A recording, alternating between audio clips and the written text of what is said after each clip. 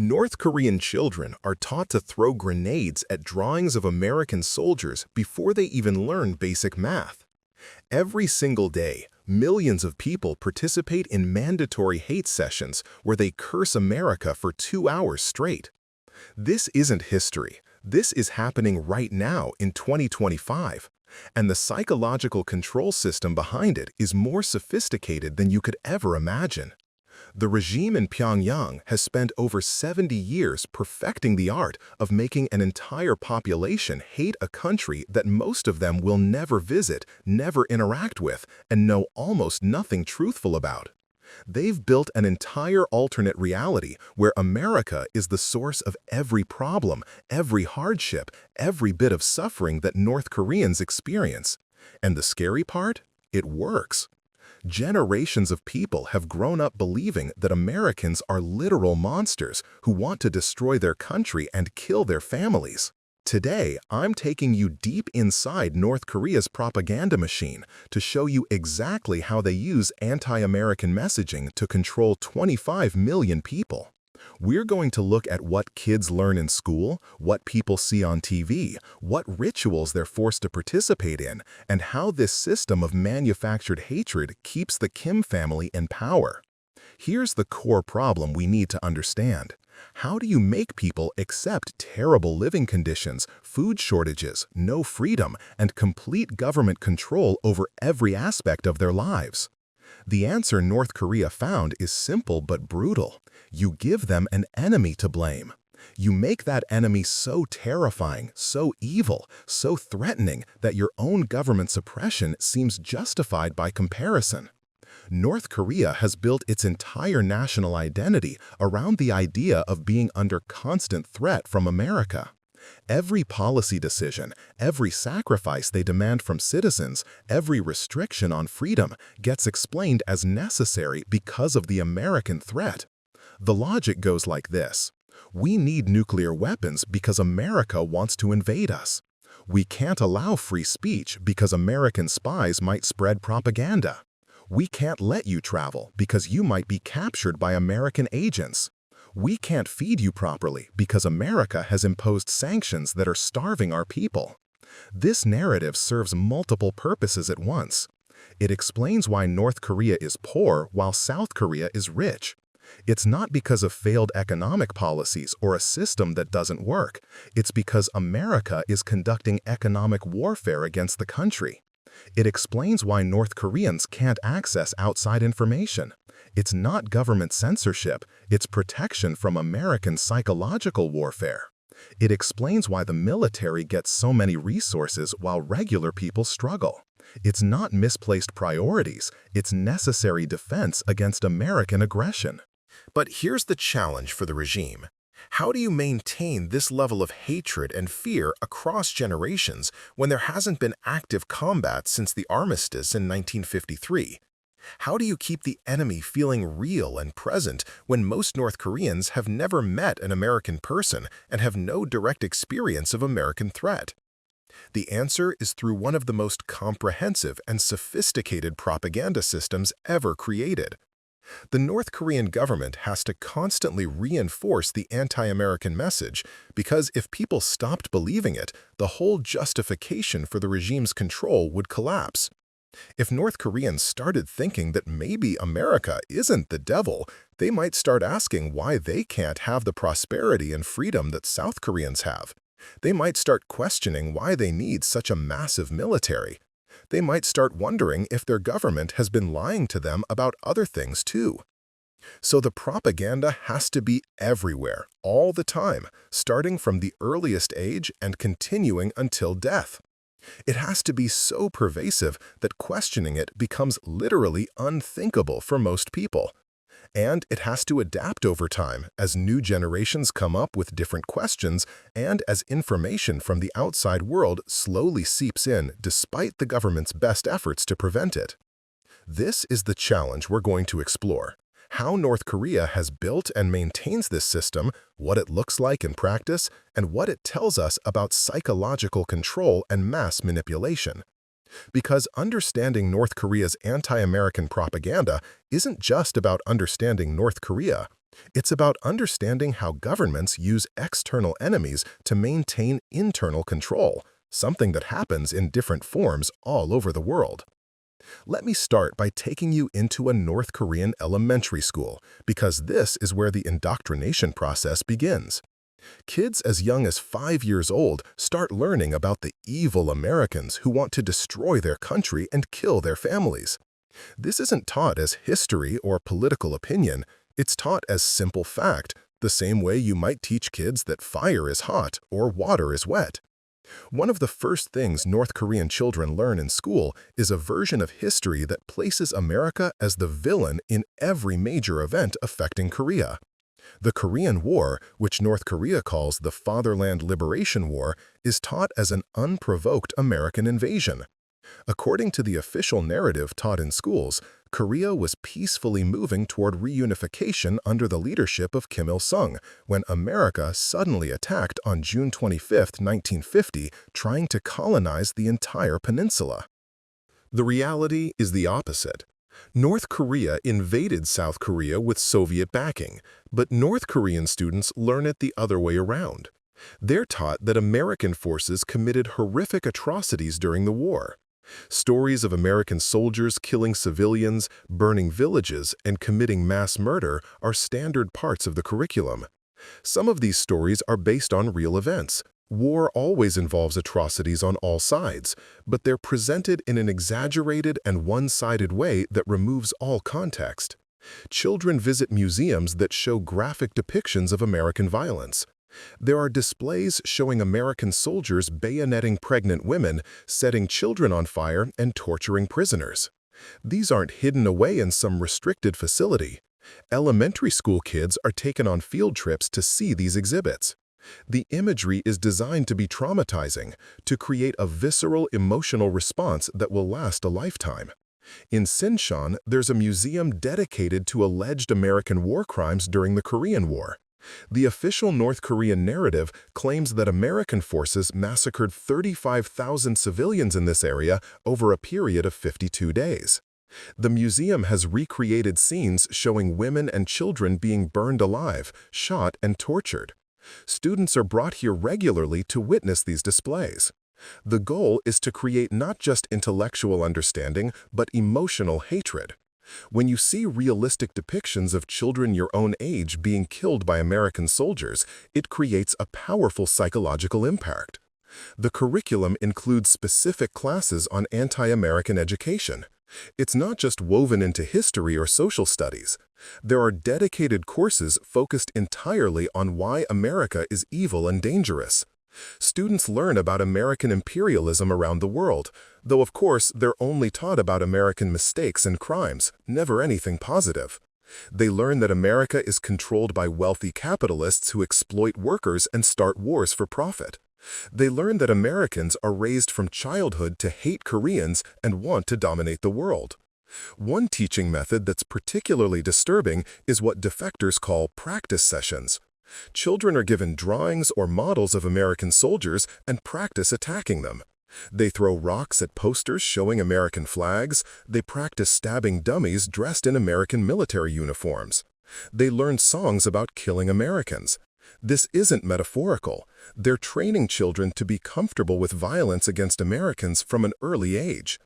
There's a children's song that's popular in North Korea called Fucking USA, or sometimes translated as Damn USA. The lyrics talk about how American bastards deserve to die and how North Korean children will grow up to crush them. Kids sing this cheerfully, the same way American kids might sing nursery rhymes. The normalization of violent hatred toward an entire country of people is just part of childhood in North Korea. Language education reinforces this messaging.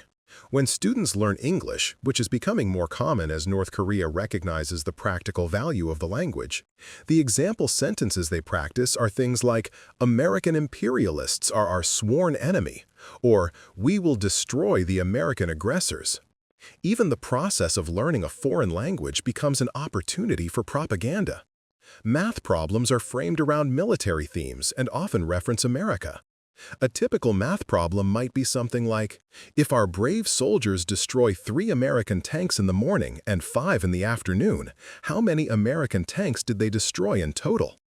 The subject being tested is math, but the content reinforces the anti-American military narrative at the same time.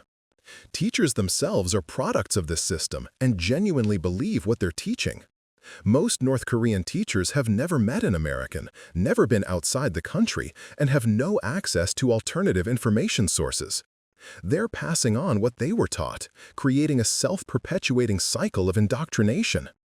And teachers who showed any doubt about the anti-American narrative would quickly find themselves in serious trouble. So even those who might question things privately maintain the party line in the classroom. As students get older, the propaganda becomes more sophisticated but no less intense. Middle school and high school students study Kim Il-sung's revolutionary history and his battles against American imperialism. They analyze his writings on the American threat.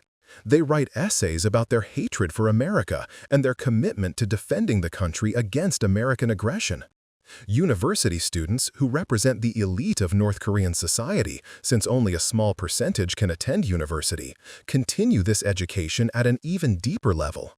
They study Juche ideology, North Korea's official state philosophy, which positions Korea as resisting American domination as part of a worldwide struggle. They analyze international relations through the lens of American imperialism causing problems around the world. But education is just one part of the propaganda system. Let's talk about what happens outside of school, because the anti-American messaging doesn't stop when classes end. It permeates every aspect of North Korean life in ways that would be hard to believe if we didn't have testimony from defectors confirming it. Every North Korean citizen is required to participate in regular self-criticism sessions. These happen at workplaces, in neighborhood groups, and in various organizations that citizens are required to join. During these sessions, people have to confess their ideological shortcomings and reaffirm their commitment to the regime. And a major theme is always hatred for America. People stand up and talk about how they need to hate America more intensely. They confess that they haven't been thinking enough about the American threat. They pledge to teach their children to hate America properly. These sessions can last hours, and they happen multiple times per week. Imagine spending 6 or 8 hours every single week in mandatory meetings where you have to publicly express hatred for a country. The repetition is psychologically powerful. Even if you don't believe it at first, saying it over and over, hearing others say it over and over, creates a kind of truth through repetition. Television in North Korea is entirely state-controlled, and anti-American content dominates the programming. There are only a handful of channels, and they all broadcast government-produced content. News programs regularly feature stories about American aggression and imperialism. American military exercises in South Korea are presented as practice for an imminent invasion. Any statement by American politicians about North Korea is portrayed as a threat or an insult. North Korean television shows fictional dramas that portray Americans as villains. There are war movies showing heroic North Korean soldiers defeating evil American invaders. There are stories about North Korean agents infiltrating America and discovering the poverty and oppression that regular Americans suffer under capitalism. There are children's programs where the bad guys are often American or American-aligned characters who get defeated by brave Korean heroes. The news coverage is particularly important because it's how most North Koreans learn about the outside world, and the picture it paints of America is completely distorted. They show footage of American homeless people and claim this represents typical American life. They report on every crime, every protest, every problem in American society as evidence that the country is collapsing. They interpret every action by the American government in the most threatening way possible. When America conducts military exercises with South Korea, which happens regularly, North Korean media presents this as preparation for invasion. The coverage includes footage of American military equipment, interviews with North Korean military leaders talking about how they're ready to defend the country, and calls for citizens to maintain vigilance. The subtext is always that war could break out at any moment because of American aggression. Natural disasters or tragedies in America are reported with barely concealed satisfaction. When Hurricane Katrina hit New Orleans, North Korean media coverage focused on how the American government abandoned its own people and how this showed the cruelty of the capitalist system. When there are mass shootings or terrorist attacks in America, it's presented as evidence of American society falling apart. There's also constant coverage of anti-war protests in America and other countries. Any Americans who protest their own government's policies are portrayed as people who have woken up to the truth about American imperialism. The message to North Korean viewers is that even Americans themselves are starting to realize how evil their government is. The media creates this impression that America is simultaneously incredibly powerful and threatening, while also being decadent and on the verge of collapse. Americans are portrayed as both dangerous aggressors who want to destroy North Korea and as weak, spoiled people who can't handle any hardship. These contradictory messages exist side by side because they serve different propaganda purposes. Public spaces in North Korea are filled with anti-American messaging. There are posters on buildings showing American soldiers being crushed or defeated. There are murals depicting heroic North Korean workers and soldiers defending the country against American threats. Every city has monuments and museums dedicated to North Korean victories over America. The language used to describe America in official North Korean communication is extremely harsh. America isn't just criticized or disagreed with, it's described using words like bastards, devils, wolves, and monsters. The official news agency regularly publishes statements calling for the destruction of America or describing Americans in dehumanizing terms. This kind of language, used consistently by authority figures, shapes how regular citizens think and talk about America. There are specific dates on the calendar dedicated to anti-American events. These are national occasions when the propaganda intensifies even beyond its normal level.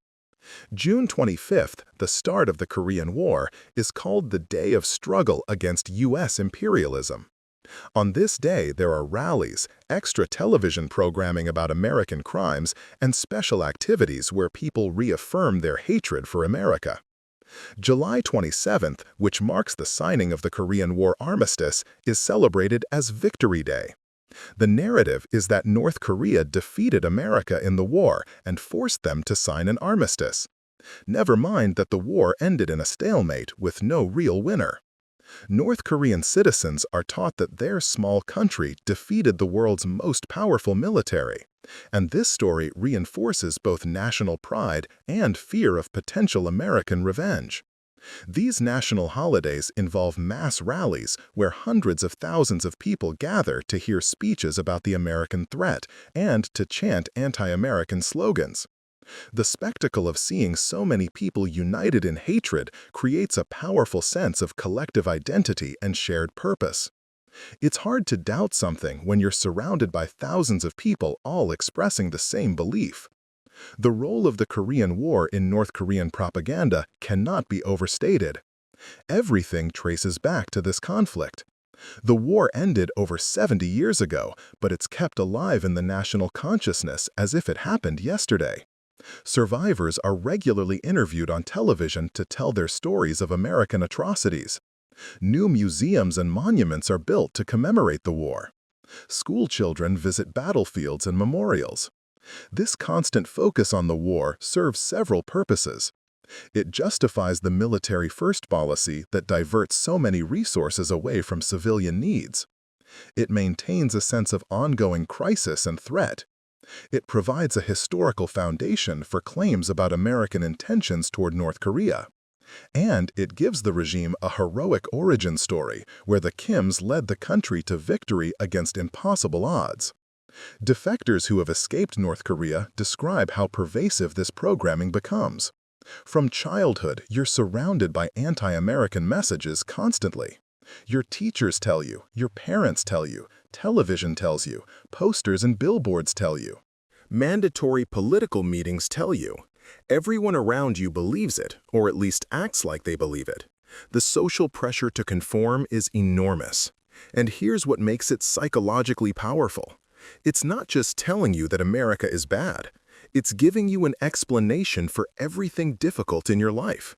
Why is there not enough food? American sanctions. Why can't you travel freely? American spies. Why does your family have to work so hard for so little? American economic warfare. The propaganda provides a simple answer to complex questions, and humans are naturally drawn to simple explanations. The regime is also smart about adapting the propaganda to current events. When Donald Trump was president and threatened North Korea with fire and fury, the North Korean media ran with that constantly. Here was proof from the American president's own mouth that America wanted to destroy North Korea. When there are diplomatic talks, the propaganda shifts to portray North Korea as strong and America as being forced to negotiate from weakness. The anti-American propaganda also ties into North Korea's nuclear weapons program. The regime justifies its nuclear weapons as necessary deterrents against American attack. They point to Iraq and Libya as countries that gave up weapons programs and were then attacked or destabilized by America. The message is that only nuclear weapons keep North Korea safe from American invasion. This creates a situation where the nuclear program, despite the economic cost and international isolation it brings, is supported by most North Koreans because they genuinely believe it's necessary for survival. The propaganda has convinced them that America is just waiting for an opportunity to attack and that nuclear weapons are the only thing preventing it. There's also a racial element to some of the anti-American propaganda that doesn't get talked about much. North Korea is one of the most ethnically homogeneous countries on Earth, and the regime promotes Korean racial purity as part of its ideology. Americans are sometimes portrayed not just as political enemies, but as racially inferior or Mongol people whose mixed heritage makes them weak and degenerate. This adds another layer to the hatred by tapping into ethnic nationalism. The propaganda portrays America as a place of chaos and disorder. Race riots, crime, drugs, homelessness, all of these real American problems are highlighted and exaggerated to create an image of a society falling apart. North Koreans are told they should feel lucky to live in their stable, orderly society, even if they're poor, because at least they're not dealing with American-style social breakdown. Interestingly, the regime has to walk a fine line with its anti-American propaganda because of changing realities. More North Koreans than ever before have been exposed to outside information through smuggled media, Chinese cell phones near the border, and other channels. Many have seen South Korean dramas that show prosperity and freedom. Some have even seen American movies and TV shows. This creates a problem for the propaganda system because the reality of America shown in this smuggled content doesn't match the official narrative. American shows depict people living in nice houses, having plenty of food, and expressing opinions freely. This contradicts the image of America as an impoverished, oppressive hell that North Korean media presents. The regime has responded in several ways. They've increased punishment for possessing foreign media. They've adjusted some of their propaganda to acknowledge that some Americans have material wealth, but argue that it comes from exploiting the rest of the world. They've focused more on portraying America as spiritually empty and morally corrupt, even if materially prosperous. The messaging has to evolve to remain credible to a population that has access to contradictory information. There's also the question of what the North Korean elite actually believes. The top leadership has access to outside information. Kim Jong-un spent time in Switzerland as a teenager. High-ranking officials travel abroad. They can see that the propaganda picture of America doesn't match reality. But they continue promoting it because it serves their interests. The anti-American narrative justifies their power and control.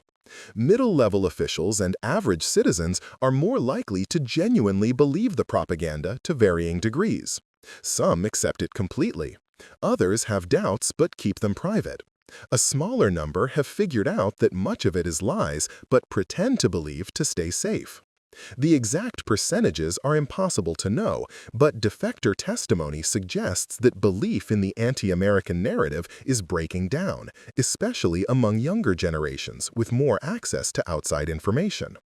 Let me tell you about some specific propaganda materials that have been smuggled out of North Korea or reported by defectors.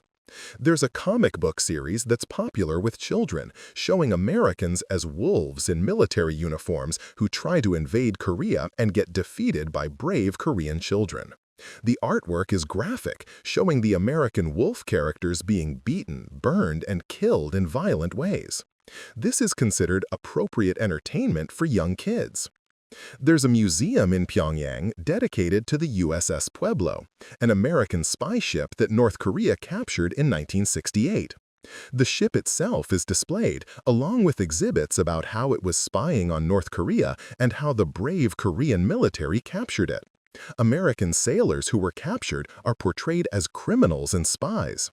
The museum presents the Pueblo incident as a great victory over American aggression and a humiliation of the American military. The War Museum in Pyongyang contains rooms full of alleged American war crimes. There are photographs, many of them genuine wartime images, but presented without context. There are displays of weapons that Americans used. There are dioramas showing battle scenes with heroic Korean soldiers defeating larger American forces. Visiting this museum is a requirement for school groups and military units. The experience is designed to inspire hatred and strengthen commitment to defending the country. Around the country, there are signs at city limits and on roads saying things like "Yankees will die like rats" or "Death to the American imperialists." These aren't hidden away. They're normal parts of the landscape that people see every day going about their lives. The constant reinforcement of the message, even in casual settings, keeps it at the front of people's minds. There are songs about hating America that are extremely popular. They're played on the radio, performed at concerts, and sung at gatherings. Some have catchy melodies that stick in your head, which makes the anti-American message stick too. Music is a powerful propaganda tool because it engages emotion and memory in ways that logical arguments don't. One particularly interesting aspect is how North Korea uses American cultural products against America. They'll take footage from American war movies and edit it to create propaganda about American atrocities. They'll use clips from American news programs, removing context, to make it seem like Americans are admitting to planning attacks on North Korea. This selective editing and recontextualization allows them to use Americans' own media to support their narrative. The propaganda also extends to the language used in daily life. There are specific insulting terms for Americans that are commonly used in North Korea. Americans are called noses as an ethnic slur, referring to larger nose sizes compared to Koreans. They're called wolves, sharks, and other predatory animals. The American government is referred to as the enemy without even needing to specify which enemy because it's assumed everyone knows. This linguistic framing shapes how people think about America at a fundamental level. North Korean authorities carefully control any information about American aid or positive actions. During the famine in the 1990s, America provided food aid to North Korea through international organizations. North Korean citizens who received this aid were not told it came from America. If they were told anything about its origin, they were told it came from other countries or from international friends. The regime couldn't allow people to know that America was helping feed them because it would undermine decades of propaganda about American hostility. When American officials or civilians express sympathy for North Korean people or criticize North Korean human rights abuses, this is portrayed in North Korean media as American interference and propaganda designed to weaken the country from within. The idea that Americans might genuinely care about North Korean welfare is presented as impossible and insulting. Any American criticism of North Korea is treated as proof of hostile intentions. The regime also creates fake evidence to support its propaganda claims. There have been incidents where North Korea has displayed weapons or documents that they claim prove American plans to attack, but which outside experts have identified as forgeries or misrepresentations. The average North Korean citizen has no way to verify these claims, and no access to alternative information, so they accept what the government tells them. Public executions sometimes include charges of being connected to America or American plots. Someone might be executed for spying for America, for consuming American media, or for attempting to defect to reach America. These executions serve as both punishment and warning. They reinforce that any connection to America is treasonous and deserving of death.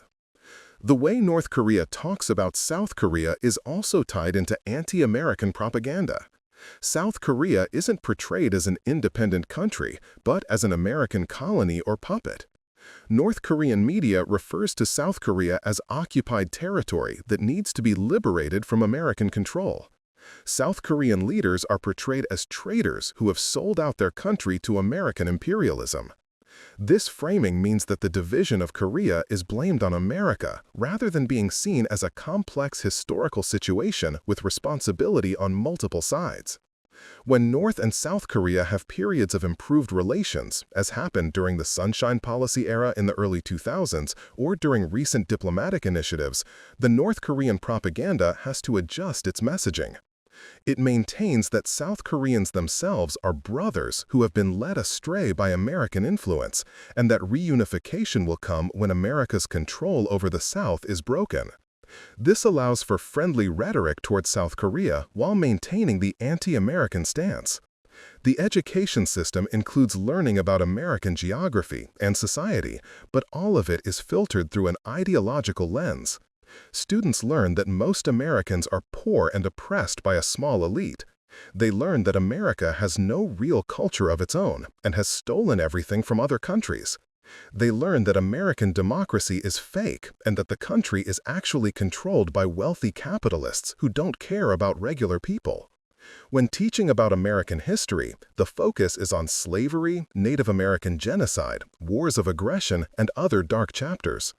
These are real parts of American history, but they're taught without any balance or context about American development, ideals, or positive contributions. The goal is to create an image of America as historically and inherently evil. American presidents are portrayed as war criminals and puppets of military-industrial interests.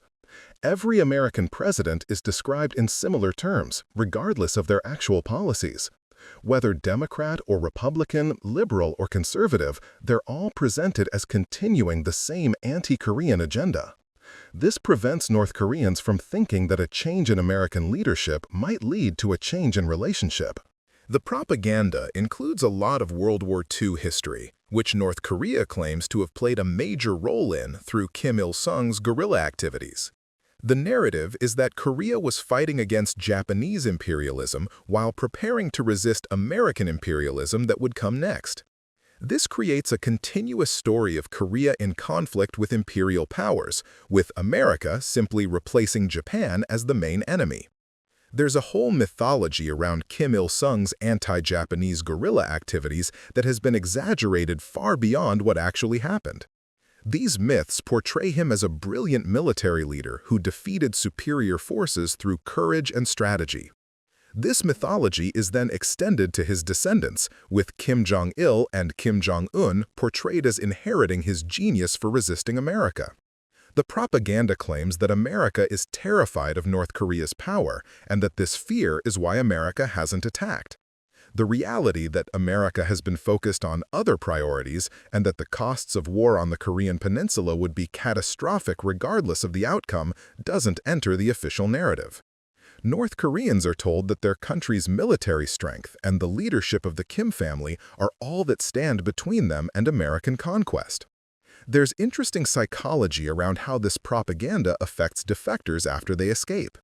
Many defectors report experiencing cognitive dissonance when they first encounter real America or Americans. They've been taught their entire lives to expect monsters, and instead they meet normal people. Some defectors struggle with guilt over having hated America so intensely based on lies. Others maintain some anti-American feelings even after defecting because the programming runs so deep. Defectors who resettle in America face a particularly strange adjustment. They're living in the country they were taught to hate and fear their entire lives. They have to reconcile the reality they experience with the propaganda they were taught. Most successfully make this adjustment and develop a more accurate understanding of America, but the psychological journey is difficult. The North Korean government monitors defector communities and tries to maintain influence over them. Some defectors receive threats that if they speak out against North Korea or cooperate with Americans, their family members still in North Korea will be punished. This extends the regime's control beyond its borders and uses family connections to maintain fear and compliance. So here's where we arrive at the crucial realization. The anti-American propaganda system in North Korea isn't really about America at all. It's about control. The regime needs an enemy, a threat, something to unite people around and distract from their real problems. America serves this purpose perfectly because it's far away, most North Koreans will never go there, and it's powerful enough to be a credible threat. What makes this the key moment is understanding that this system works not because North Koreans are stupid or uniquely susceptible to propaganda. It works because it starts in childhood, it's reinforced constantly through every institution and social interaction, there's no access to alternative information, and questioning it is dangerous. If you took any population and subjected them to this level of comprehensive messaging from birth with no contrary information allowed, you'd get similar results. The sophistication of the system is in its completeness. It's not just government officials giving speeches. It's embedded in education, entertainment, language, daily rituals, physical spaces, social interactions, and even mathematics problems. There's no sphere of life where you can escape it. And that's what makes it so effective. The regime has calculated that maintaining this level of anti-American hatred is worth the economic cost, the international isolation, and the resources it requires. Because without it, people might start questioning why they live the way they do. They might start comparing themselves to South Korea and asking why the South is prosperous while the North struggles. They might start wondering if their government has failed them rather than protected them. Let me bring all of this together.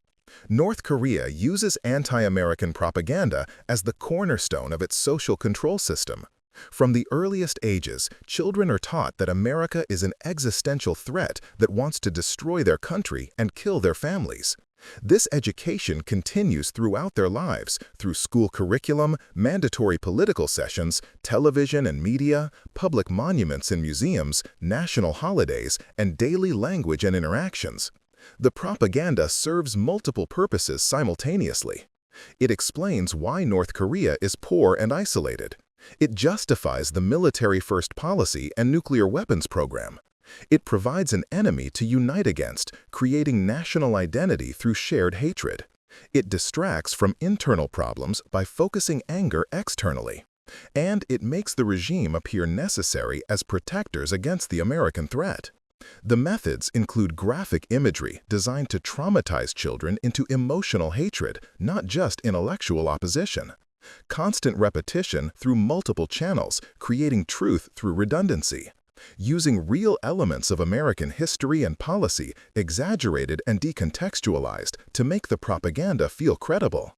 Tying the anti-American message to Korean nationalism and ethnic identity. Creating rituals and performances where people publicly demonstrate their hatred, reinforcing their own beliefs through their actions. The content portrays America as simultaneously threatening and weak, as both the source of all problems and as inevitably doomed to collapse. Americans themselves are dehumanized, described as animals and monsters rather than people. The propaganda adapts to current events, incorporating new information in ways that support the existing narrative. The system is starting to face challenges as more North Koreans gain access to outside information through smuggled media and border contacts with China. The regime has responded by intensifying punishments for foreign media consumption and adjusting its messaging to maintain credibility with a more informed population. But the basic structure of anti-American propaganda remains central to how North Korea functions. What's particularly striking is how this level of propaganda can create genuine belief across generations. Many North Koreans truly hate America because they've been given no reason to think otherwise and have been given every reason to fear and despise it. Others have doubts, but express the correct hatred publicly to stay safe. The percentage who have figured out that it's largely lies is impossible to know, but appears to be growing. The international community has limited options to counter this propaganda. Information campaigns face the challenge that most North Koreans have no access to outside information sources. The regime has built a nearly complete information barrier around the country. What gets through comes via smuggled USB drives with South Korean dramas, Chinese cell phones near the border, and defectors sharing information about the outside world with family and friends before they leave. The anti-American propaganda in North Korea represents an extreme example of how governments use external enemies to maintain internal control. But the basic techniques, scapegoating, dehumanizing the enemy, controlling information, starting indoctrination young, constant repetition, tying it to national identity, these appear in various forms in many countries. North Korea just takes it further than almost anywhere else. For the people living under this system, breaking free of the propaganda is a difficult psychological process. It requires questioning everything they've been taught since childhood, accepting that authorities they trusted have lied to them, and reconceptualizing their understanding of the world. Many defectors describe it as a gradual awakening rather than a sudden realization, as contradictory information slowly accumulates until the official narrative can no longer be maintained. The human cost of this propaganda system is enormous. It wastes human potential by channeling energy into hatred rather than development. It traumatizes children with violent imagery and teaches them to hate people they've never met. It maintains support for policies that keep the country poor and isolated. And it makes the Korean peninsula more dangerous by convincing North Koreans that they're under constant threat, making them support aggressive military postures and nuclear weapons development. Understanding how this propaganda system works is important not just for understanding North Korea, but for understanding propaganda and social control more broadly. It shows how comprehensive messaging can shape perception and belief. It demonstrates the power of starting indoctrination early. It reveals how restricting information access allows false narratives to flourish. And it illustrates how external enemies can be used to justify internal repression. Hit subscribe to see more documentaries like this one.